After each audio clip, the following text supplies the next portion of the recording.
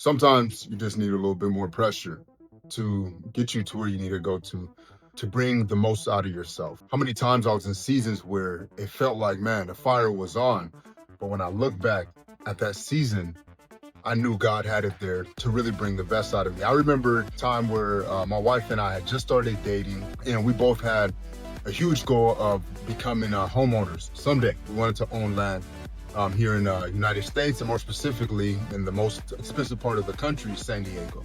We just wanted to own something. Home where my wife had, the first place where she landed in the United States, right there in San Diego, and right in the streets where I grew up in, and, from 15 and a half, being homeless, were those streets that made me realize life what it was when I came out of my shell of being under my grandmother all those years. Those streets, we just wanted to own a little piece there, at least own something. There, we got to a point where it started to become real. We were renting for, some months, and then it started to become real that our dream of ownership can become true. But we had an issue financially. Got it pre-approved, we got all the things done, and there was a time where we knew we were going to close and we knew how much we were going to put down, but we didn't have the amount of money to put down. And if you know anything about escrow, it's very short, anywhere from 3 weeks to about 5-6 weeks. And I had to get that money fast, and I had a lot of pressure on me. This dream of becoming a homeowner was weeks away, but I did not have the money in my account to close escrow. A lot of pressure. Here I am with a woman who I recently, took in and told her I can lead her, knocking on the door of an enormous goal that many people where I'm from, especially where she's from, never gets to experience. And here we are earlier on in our relationship, getting the opportunity to become homeowners, right? So we had that pressure on us. And I had to start asking, how do I make sure that when they say, all right, send the funds, that those funds are able to leave my account and land safely into the bank's account, into the escrow account, so we can close that loan and have the keys to our first home. It was frightening. But what it did is it turned the fire on. I had to either fight or flight. And I decided to fight. So I started asking myself, how can I make sure that when this day comes in this short amount of time, I have enough money? Now, thankfully, at that time, I was more of like an employee in my company, that everything I cleaned, I earned. And we turned that boy on. And we started doing move-out cleanings, continue to service the contracts that we had, and we started to do everything necessary to get that money. I started calling more. I started learning that I could stretch myself further than I was, because there was no way I was going to get to that closing table and say, you know what, guys, sorry, I don't have enough money to close. We'll just try this to get another. There was no way. I couldn't see myself having that conversation. So I locked in with my wife. My little son at the time, I had to watch the kids while we go to work. We're driving around, doing turn cleanings, any single thing we can get, posting flyers. We were out active, like we worked harder than we ever worked before. And that proved to ourselves that, hey, what would happen if we continued to work at this gear?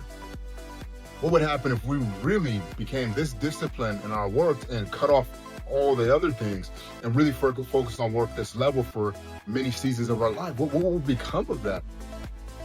And that victory, because of that fire, because of that pressure, created a whole another level of entrepreneur with us. Now I've made millions and millions of dollars in the industry because I had that challenge. So sometimes whatever you're going through, the challenges in your business may be there to show you, are you really an entrepreneur, or are you made to be comfortable under a job? Because entrepreneurship, it can come with a lot of pressure.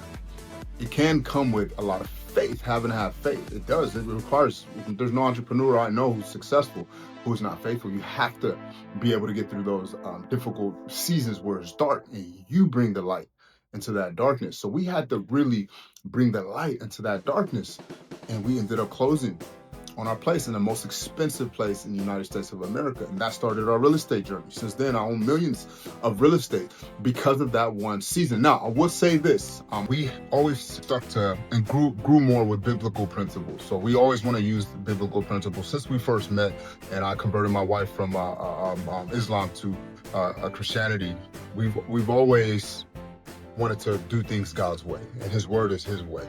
And one of the things I've learned in there is you have to give to receive. So before even going deep into the business, we went down to Mexico, gave out some diapers, gave out some clothes. It was, I think, $500 worth or $1,000. I think we spent 500 diapers, 500 clothes, or 250 diapers, 250 clothes, something like that. I didn't have any money at the time. Like, that was a lot for me.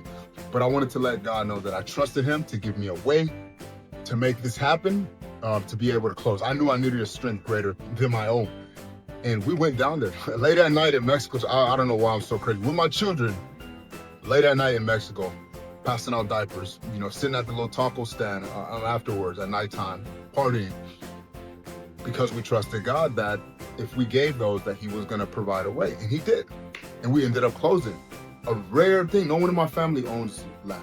No one in my wife's family, well, barely any family is even here in the United States. I think she's one of the only ones, and they don't own any land. So we went into a world that we were unfamiliar with. And entrepreneurship and believing in God gave us the ability to do that. But in the time that I was in it, it was very difficult feeling that pressure, very difficult feeling that fight. So you may be going through something as well, right now in your business, right now in your life.